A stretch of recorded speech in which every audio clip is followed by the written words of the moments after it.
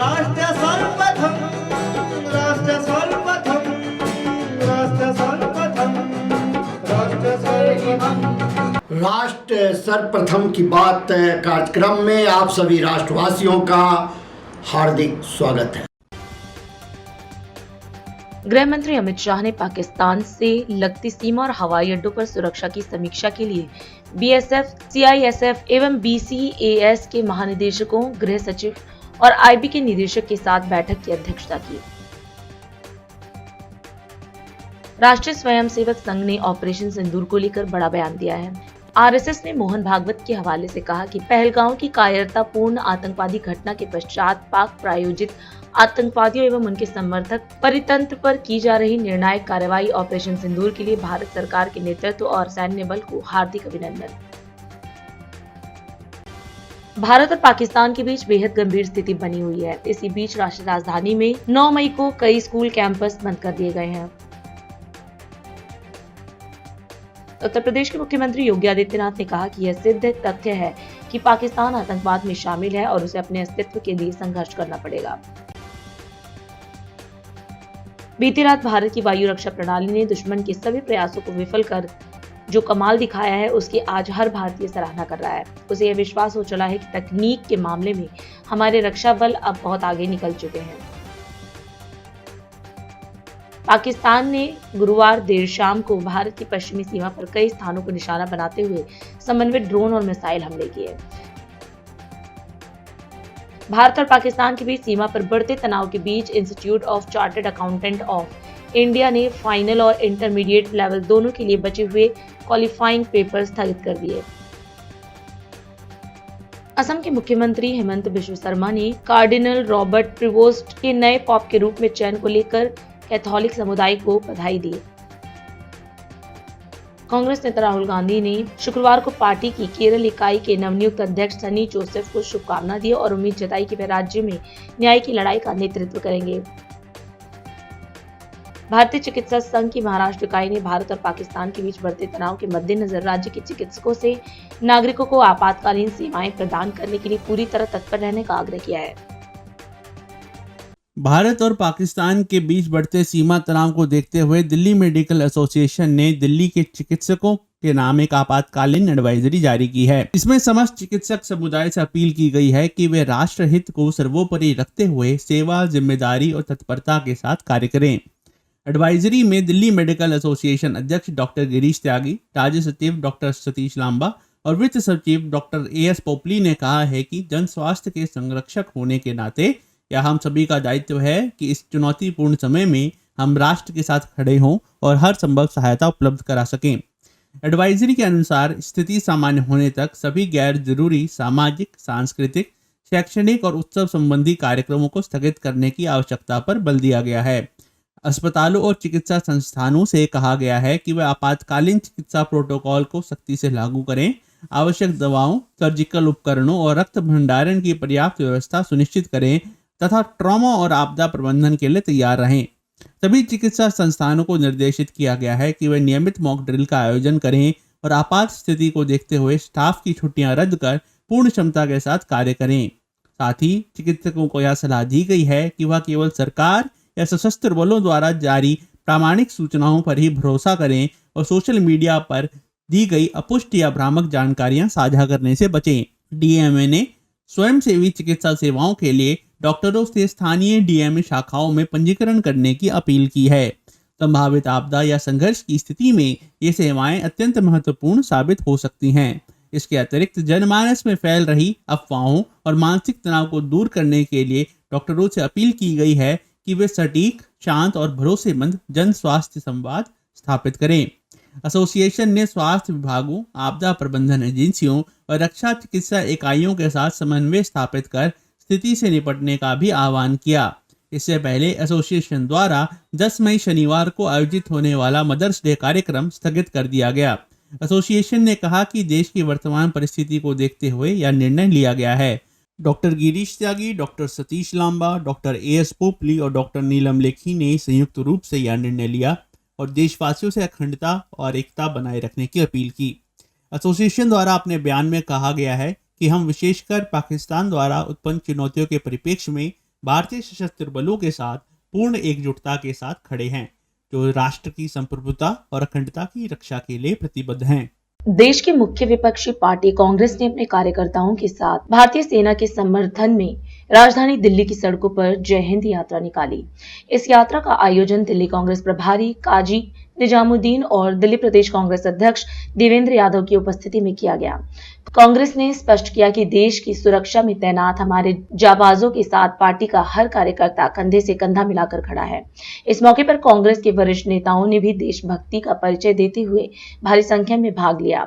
#जय हिंद यात्रा में शामिल प्रमुख नेताओं में संगठन महासचिव केसी वेणुगोपाल, कोषाध्यक्ष अजय माकन, पूर्व मुख्यमंत्री अशोक गहलोत, महासचिव सचिन पायलट, महिला कांग्रेस अध्यक्ष अलका लांबा, SC/ST विभाग के चेयरमैन राजेश लिलोठिया, मीडिया विभाग के chairman Pawan Khera, social media chairperson Supriya Shrinate और CWC सदस्य गुरदीप सप्पल प्रमुख रहे।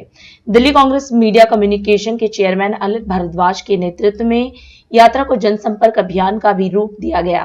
पूर्व मंत्री, पूर्व सांसद, पूर्व विधायक, लोकसभा प्रभारी, जिला अध्यक्ष, ब्लॉक अध्यक्ष, निगम पार्षद, पूर्व पार्षद और सैकड़ों कार्यकर्ताओं की भागीदारी इस अवसर पर देखने को मिली। DID न्यूज प्रतिनिधि ने इस अवसर पर उपस्थित नेताओं से बात की और पूरे घटनाक्रम पर उनके विचार जानने का प्रयास किया। देखिए, भारतीय राष्ट्रीय कांग्रेस ने हर देश भारत की राजधानी दिल्ली में जय हिंद यात्राएं करके जो है एक संदेश भारतीय सेना को दिया है कि आप जो भी उचित कार्रवाई और कदम उठाएंगे, भारत की 140 करोड़ की आबादी आपके साथ में है। दूसरा, दुश्मन देश पाकिस्तान को भी संदेश देना था, देश बटा नहीं है, देश एक है, आपको मंसूबों में कामयाब नहीं हो पाएंगे, भारत एक है। देखिए, जय हिंद यात्रा हमारे देश का एक बहुत ही अच्छा जय हिंद, बहुत देश की उन्नति का, तरक्की का जगह है। लेकिन आज देश इस कगार पे खड़ा है जब एक जंग शुरू हुई है। हमारे सैनिकों को हम जय हिंद करना चाहते हैं। जो सैनिक अपनी जान पे खेल के हमारी रक्षा करते हैं, देश की रक्षा करते हैं, तो देश के प्रधानमंत्री हो या नेता हो पर या अभिनेता हो या जो भी इस देश में रहने वाले हैं, मिनिस्टर हैं, उन सब की रक्षा करने के लिए, जवानों की रक्षा करने के लिए, दूसरे साथियों की रक्षा करने के लिए हमारे जवान वहाँ हैं। जिस तरह से जय जवान जय किसान का नारा लगाया था हमारे देश के, उसी प्रकार से आज हमें उनको हिम्मत बढ़ाने की जरूरत है, जवानों की भी और किसानों की भी। हमें अपनी तीनों सेनाओं के ऊपर पूरा भरोसा है और हम गौरवान्वित हैं कि हम भारत जैसे देश के अंदर पैदा हुए हैं और हम अपने तीनों सेनाओं के ऊपर ये भरोसा करते हैं। और पाकिस्तान को जो आपने 1971 याद दिला दिया, तो उन्हें याद आ गया होगा 1971 में लाहौर में कैसे घुस के हमने मारा था, तो वही दोबारा आज हम लाहौर में घुसे और उन्हें फिर बताया कि ये वही भारत है, इसके ऊपर गंदी निगाह मत डालना। देश की जो सेना, उसके सम्मान में कांग्रेस मैदान में है। तो सेना के सम्मान में कांग्रेस पार्टी मैदान में खड़ी है और उसी चेक में हम सब यहाँ पे एकत्रित हुए हैं सेना का मान सम्मान बढ़ाने के लिए। पूरे हिंदुस्तान में कांग्रेस पार्टी ने सेना के मनोबल को बढ़ाने के लिए पूरे देश के प्रत्येक जिले में ये रैली आयोजन किया है। मैं आपके माध्यम से, पूरा देश एक साथ सेना के पीछे खड़ी है, उत्तर से दक्षिण और पूरब से पश्चिम, पूरा देश, चाहे हिंदू है, मुसलमान हो, सिख हो, ईसाई, आज पूरा देश हिंदुस्तानी है। हिंदुस्तान सेना के साथ खड़ी है। मैं आपके माध्यम से कहना चाहता हूँ, जिस तरह से श्रीमती इंदिरा गांधी ने बांग्लादेश बनाया था और पूरे विश्व के मानचित्र को बदल दिया था, इतिहास को बदला और भूगोल को भी बदला, उसी तरह से मैं माननीय प्रधानमंत्री जी से कहना चाहूँगा कि आज पूरा देश आपके कंधे से कंधा मिलाकर चल रहा है। जो पाक कश्मीर, जो पाक अधिकृत कश्मीर है, उसको कब्जा करके और हिंदुस्तान के नक्शे में मिलाने का कष्ट करें। इन्हीं शब्दों के साथ लखनऊ में महाराणा प्रताप जयंती के अवसर पर उनकी प्रतिमा पर माल्यार्पण और नवनिर्मित स्मृति द्वार का लोकार्पण किया गया। इस कार्यक्रम में उत्तर प्रदेश के मुख्यमंत्री योगी आदित्यनाथ शामिल हुए। मुख्यमंत्री ने वीर शिरोमणि महाराणा प्रताप को श्रद्धांजलि अर्पित करते हुए उन्हें हिंदू सूर्य और भारत माता का महान सपूत बताया। उन्होंने कहा कि 9 मई 1540 में जन्मे महाराणा प्रताप मात्र 27 वर्ष की उम्र में पहला युद्ध लड़ा और उनका त्याग व बलिदान आने वाली पीढ़ियों के लिए सदैव प्रेरणा स्रोत रहेगा। राष्ट्र नायक महाराणा प्रताप की मूर्ति और इस चौक के सौंदर्यीकरण कार्यक्रम में आज राष्ट्र नायक महाराणा प्रताप की पावन जयंती कार्यक्रम में यहाँ पर उपस्थित सभी माननीय जनप्रतिनिधिगण, भारत माता के प्रति श्रद्धा और सम्मान का भाव रखने वाले महाराणा प्रताप जैसे राष्ट्र नायकों के प्रति श्रद्धा और सम्मान का भाव रखने वाले सभी उपस्थित बहनों और भाइयों, आज भारत माता के महान सपूत राष्ट्र नायक महाराणा प्रताप की पावन जयंती है। इस अवसर पर महाराणा प्रताप की स्मृतियों को कोटि कोटि नमन करते हुए देश की वर्तमान चुनौतीपूर्ण स्थिति में राष्ट्र नायक महाराणा प्रताप, राष्ट्र नायक छत्रपति शिवाजी महाराज और राष्ट्र नायक गुरु गोविंद सिंह जी महाराज जैसे राष्ट्र नायकों का स्मरण हर भारतवासी के लिए एक नई प्रेरणा है। हम सब जानते हैं कि 9 मई 1540 को राजस्थान की वीर भूमि में महाराणा प्रताप का जन्म हुआ था। मात्र 27 वर्ष की उम्र में उन्होंने पहला युद्ध लड़ा था। उस समय मेवाड़ के ज्यादातर दुर्ग और किलों पर अकबर ने या तो कब्जा कर लिया था या उन्हें अत्यंत कमजोर बना दिया था, लेकिन विधर्मियों के सामने देश की आन मान और शान को डिगने नहीं देंगे, इस संकल्प के साथ महाराणा प्रताप ने समाज को जोड़ करके भील, मीणा और उस समाज के अंतिम पायदान पर बैठे हुए वनवासियों को, गिरवासियों को, समाज के प्रत्येक तबके को जोड़ करके उन्होंने जो लड़ाई लड़ी हल्दी घाटी के रूप में 1576 में लड़ी गई वह ऐतिहासिक लड़ाई, और उसके उपरांत जो भी युद्ध उन्होंने उस कालखंड में लड़े थे, सब में विजय प्राप्त करते हुए अंततः अकबर को पराजित करते हुए अपने सभी दुर्ग और किलों को वापस लेकर के उन्होंने भारत के आन मान और शान की रक्षा की थी।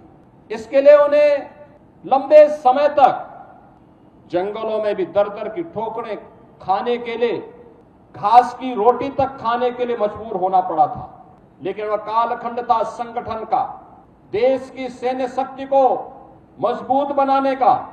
उन्होंने प्रखरता के साथ इस कार्य को किया। भामाशाह जैसे दानवीर उन्हें प्राप्त हुए। उस समय के उन्होंने भीलों को, मीनाओं को जोड़ करके सामाजिक संरचना को इतना मजबूत बनाया कि अंततः अकबर की लाखों की सेना महाराणा प्रताप की सेना के सामने नाको चने चबाने के लिए मजबूर हो गई। हिंदुआ सूर्य के रूप में महाराणा प्रताप की जय जयकार उत्तर से दक्षिण तक पूरे देश के अंदर छा गई। और आज भी जब देश संकट के दौर से गुजरता है, राष्ट्र के सामने कोई चुनौती आती है, महाराणा प्रताप का स्मरण हर भारतवासी कर उठता है। छत्रपति शिवाजी महाराज का स्मरण हर भारतवासी कर उठता है। गुरु गोविंद सिंह जी महाराज का स्मरण हर भारतवासी स्मरण करता है। उन सभी राष्ट्र नायकों का स्मरण करता है जिनके त्याग से, जिनके बलिदान से इस राष्ट्र को एक नई संजीवनी मिली है। मित्रों, महाराणा प्रताप का यह जन्मदिन आज अत्यंत महत्वपूर्ण हो जाता है हम सबके लिए। आप देख रहे होंगे 22 अप्रैल को जो शरारत पाकिस्तानी आतंकवादियों ने पहलगांव में हमारे पर्यटकों के साथ किया था, जिस प्रकार की बर्बरतापूर्ण और शरारतपूर्ण कार्रवाई की थी, उस आतंकी कृत्य की हर भारतवासी ने निंदा ही नहीं की थी, बल्कि पाकिस्तान को सबक सिखाने की भी ठानी थी। और प्रधानमंत्री मोदी जी का जो संकल्प था, हमारे बहादुर जवानों ने, तीनों सेनाओं ने पाकिस्तान को उसका करारा जवाब देकर के आज आप देख रहे होंगे किस रूप में अलग थलग पड़ा पाकिस्तान आज दुनिया के सामने कराहता हुआ नजर आ रहा है। अभी समय है एक ब्रेक का, हम चलते हैं ब्रेक पर, आप कहीं जाए नहीं, छोटा सा ब्रेक। श्रेया फर्निशिंग लेकर आया है आपके लिए होम कलेक्शन, जिसमें आपको मिलता है up holistic fabric, designer curtains, home and office decoratives, carpets and sofa cover कम से कम दाम में कीर्ति नगर में आपके लिए उपलब्ध है। Powered by Kamal Buildtech Private Limited. fulfilling promises. With our professional team and experience of delivering projects in past, we guarantee you peace of mind and top quality work in an affordable price. और अधिक खबरों के लिए आप हमारे YouTube channel दैनिक India दर्पण को अभी सब्सक्राइब करें और नोटिफिकेशन के लिए बेल आइकन को प्रेस करना ना भूलें। राष्ट्र सर्वप्रथम की बात कार्यक्रम में ब्रेक के बाद एक बार फिर आप सभी राष्ट्रवासियों का स्वागत। वरिष्ठ नागरिकों को बेहतर स्वास्थ्य सेवाएं उपलब्ध कराने के उद्देश्य से रेजिडेंट्स वेलफेयर एसोसिएशन करमपुरा पंजीकृत द्वारा 2 दिवसीय आयुष्मान भारत शिविर का आयोजन किया गया। यह शिविर 7 और 8 मई को प्रातः 10 बजे से गुरुद्वारा सिंह सभा न्यू मोतीनगर नई दिल्ली के निकट B1/129 में आयोजित किया गया। इस कैंप का आयोजन प्रधानमंत्री जन आरोग्य योजना के अंतर्गत किया गया है, जिसमें 70 वर्ष या उससे अधिक आयु के नागरिकों को आयुष्मान भारत कार्ड जारी किए गए। शिविर में पंजीकरण करवाने के लिए वरिष्ठ नागरिक अपने आवश्यक दस्तावेज साथ लेकर पहुंचे। आयोजन के दौरान उन्हें आयुष्मान भारत योजना के अंतर्गत आने वाले 5 लाख रुपए तक के निशुल्क इलाज की सुविधा के बारे में जानकारी भी दी गई। DID न्यूज प्रतिनिधि ने इस अवसर पर प्रधान नरेश कुमार से बात की, जिन्होंने इस कार्यक्रम के संबंध में विस्तार से जानकारी दी और बताया कि अब तक 100 बुजुर्गों का पंजीकरण इस कैंप के माध्यम से किया गया है। हमने हमारे यहाँ पर 2 करण जी और रोहित जी, जो हमारे यहाँ के विधायक हैं, हरीश खुराना जी, उन्होंने हमारे पास 2 व्यक्ति भेजे हुए हैं जो सीनियर सिटीजन के लोगों का आधार कार्ड बनवा रहे हैं। और ये ऊपर से नरेंद्र मोदी जी की जो सरकार है और दिल्ली की सरकार है, 5 लाख रुपए नरेंद्र मोदी जी की सरकार और दिल्ली सरकार जो द्वारा दिए जा रहे 10 लाख रुपए की, सब सीनियर सिटीजन को ये हेल्प दी जा रही है। किसी भी प्राइवेट हो सरकारी हो, कोई भी हॉस्पिटल के अंदर ये सुविधा जो कार्ड बनते ही इन लोगों को जो है ये सुविधा मिलनी शुरू हो जाएगी। ये सुविधा कब से शुरू हो जाएगा? ये आज से ही शुरू है। इनका जो है कार्ड बनते इन पे मैसेज आ चुका है, जिन का हम कार्ड बना रहे हैं। और जो है आज जैसे हम कार्ड बना मैसेज आते ही ये चाहें तो इनको दिक्कत होती है तो हॉस्पिटल में दिखाकर ये अमाउंट तक है इनका जो है इलाज, ये 10 लाख का फ्री ऑफ कॉस्ट इलाज है। इसके अंदर 70 साल के लोगों के लिए। अब तक कितने लोग ने रजिस्ट्रेशन करा लिया फिर? और 70 साल के जो लोग हैं वो बहुत ही कम है दिल्ली के अंदर। हमने सरकार से करी है कि सीनियर सिटीजन जो है 60 साल के होते हैं और 60 साल के लोगों का ही शुरू करना चाहिए, क्योंकि हमारे पास कई लोग आ रहे हैं 60 साल के 65 साल के लोग, उन लोगों का भी कार्ड बनना चाहिए। तो हम नरेंद्र मोदी से गुहार कर रहे हैं कि ये 60 साल के लोगों का भी होना चाहिए। और ये होना भी ऐसे चाहिए था। ये कई दिनों से रुकी हुई थी, जो पुरानी सरकारों ने लागू नहीं किया, लेकिन अब बहुत अच्छा है कि ये हम इसका अप्रिशिएट करते हैं and thanks to the government of Delhi. बहुत अच्छी बात है, बुज़ुर्गों के लिए बहुत सहूलत है। हमारे घर के पास ही है, हमें कोई आने जाने की परेशानी नहीं है। हाँ, हम मोदी जी से दवाई लेके खाते हैं, BP की दवाई खाती हूँ मैं, शुगर भी हो गई है, उसके भी टेस्ट वो हमें बाज़ार से कराने पड़ते हैं, महंगे वाले टेस्ट जो लिख देते हैं। कहना चाहोगे केंद्र सरकार को? केंद्र सरकार का धन्यवाद करते हैं और बुजुर्गों के लिए कुछ सहूलियत दें। इसलिए बनवाने आए कार्ड? भाई बोलते हैं मोदी वो दवाई दुइयों के पैसे देता है, फ्री इलाज होता है। ये बहुत अच्छी योजना मोदी जी ने दी है, मैं उनका धन्यवाद करता हूँ।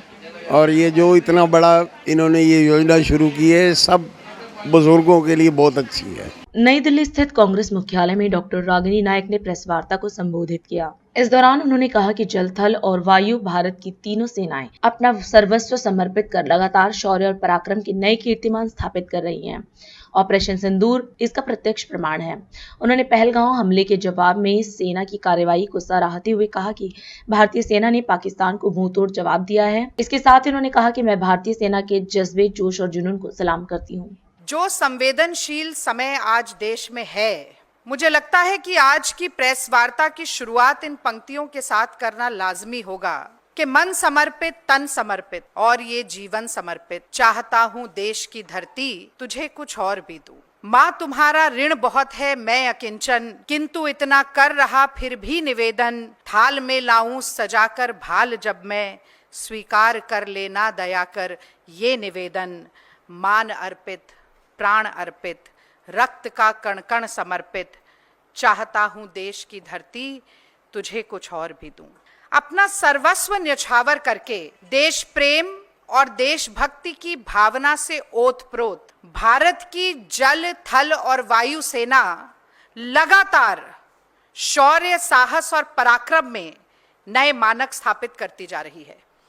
और आज ये प्रेस वार्ता करते हुए मैं बहुत गर्वान्वित महसूस कर रही हूं कि ऑपरेशन सिंदूर इस बात का प्रत्यक्ष प्रमाण है। पहलगाम हमले के बाद पाकिस्तान की ईंट का जवाब पत्थर से देने के लिए, पाकिस्तान के दांत खट्टे करने के लिए, पाकिस्तान की नाक में नकेल डालने के लिए, पाकिस्तान के आतंकी ठिकानों को, एयर डिफेंस सिस्टम को, F-16 जैसे जेट्स को और पाकिस्तान के तमाम नापाक इरादों और मंसूबों को नेस्तनाबूद करने के लिए भारत की सेना की जितनी प्रशंसा की जाए, जितनी तारीफ की जाए, मैं समझती हूं कि वो कम है। और इसीलिए आज की बात मैं अपनी सेना के आगे हाथ जोड़कर, शीश नमन करके शुरू करना चाहती हूं। और मैं कहना चाहती हूं अपने देश की सेना से कि आज हम सब निश्चिंत होकर रात को इसीलिए सो पा रहे हैं क्योंकि आप हमारी रक्षा के लिए, हमारे देश की अखंडता, संप्रभुता की रक्षा के लिए अंगद की तरह पैर जमाकर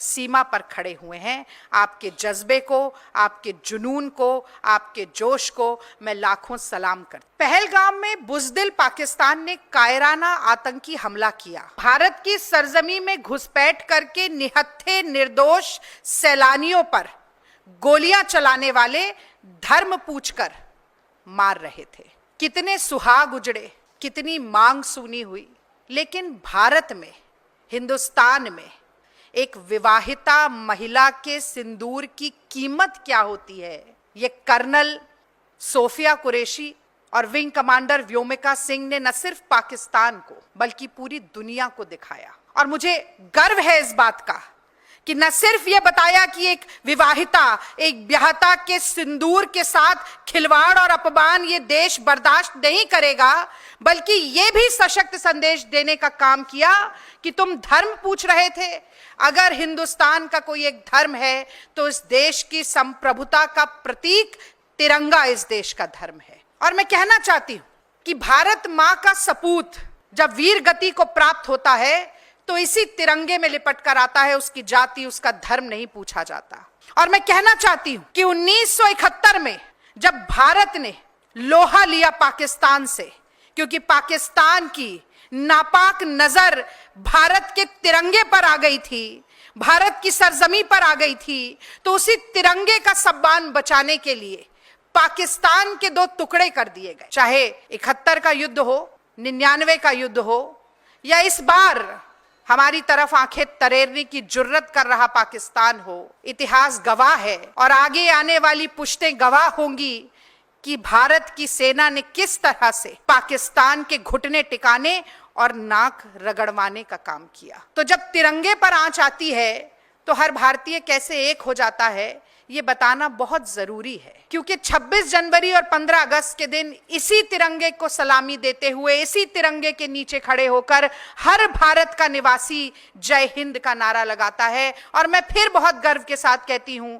कि भारतीय राष्ट्रीय कांग्रेस सबसे पुराना राजनीतिक दल, सबसे प्रमुख विपक्षी दल इस देश का है, और इसी तिरंगे को आज हाथ में लेकर हर कांग्रेसी देश के हर प्रदेश में जय हिंद यात्रा निकालेगा। और इसलिए निकालेंगे क्योंकि दुनिया को यह संदेश देना बहुत जरूरी है कि पाकिस्तान की आतंकवादी गतिविधियों के विरोध में 225 करोड़ हिंदू, 20 करोड़ मुसलमान, 3.25 करोड़ ईसाई, 2 करोड़ से ज्यादा सिख, जैन, बौद्ध, पारसी सब एक होकर खड़े हैं। छत्तीसगढ़ में सुशासन तिहार समाधान शिविर का आयोजन किया गया, जिसमें मुख्यमंत्री विष्णुदेव साय ने शिरकत की। अपने संबोधन में उन्होंने कहा कि यह तिहार राज्य सरकार की सुशासन की प्रतिबद्धता का प्रतीक है, जिससे योजनाओं का लाभ अंतिम व्यक्ति तक पहुंचाया जा रहा है। सीएम साय ने कहा कि पिछले 1.5 साल में राज्य सरकार ने मोदी सरकार के वादों को पूरा करने की दिशा में ठोस प्रयास किए हैं।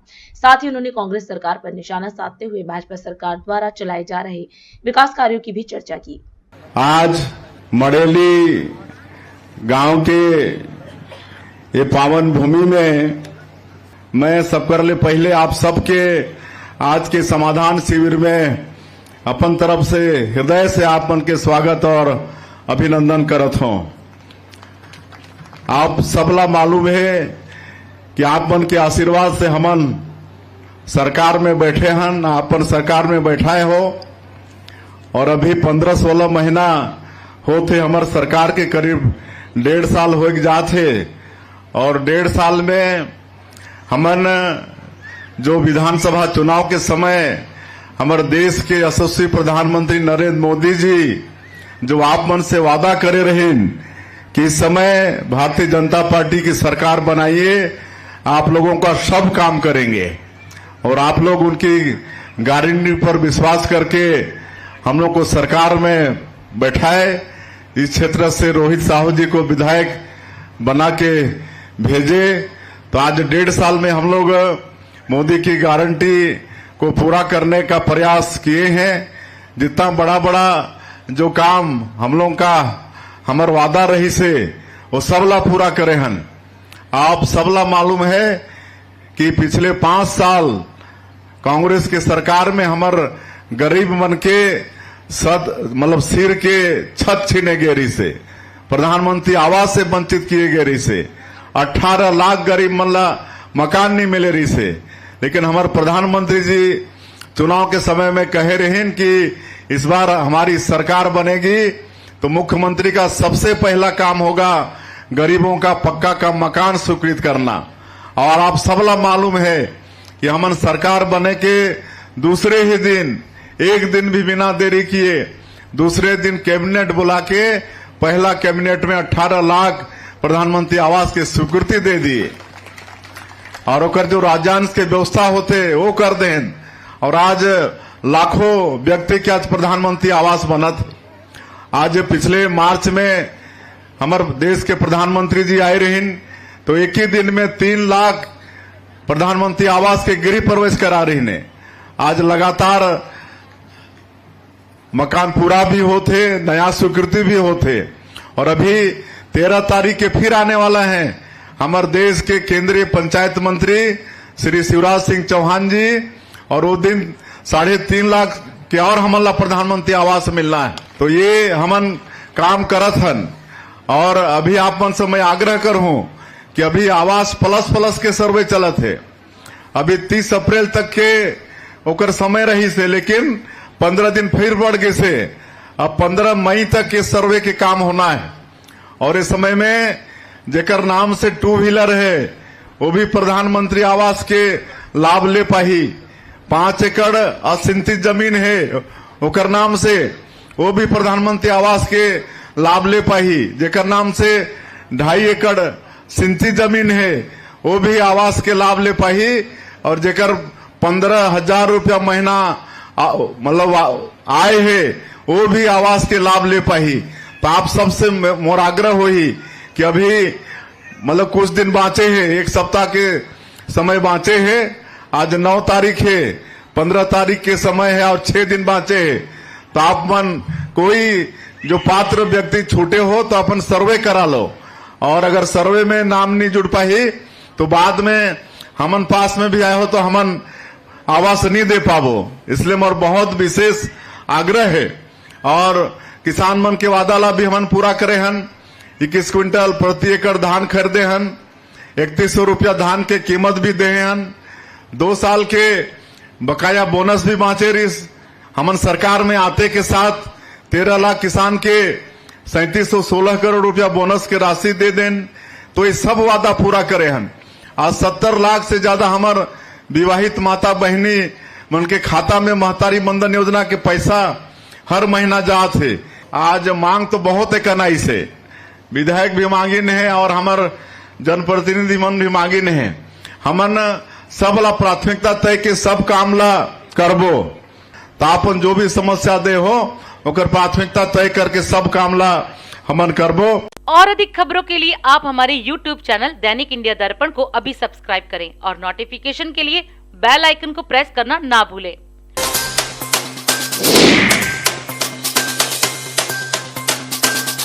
आज हम इस कार्यक्रम में आपसे विदा लेते हैं। आप अन्य खबरों के लिए बने रहे। राष्ट्र सर्वप्रथम, वंदे मातरम, जाग उठा है भारत। राष्ट्र सर्वप्रथम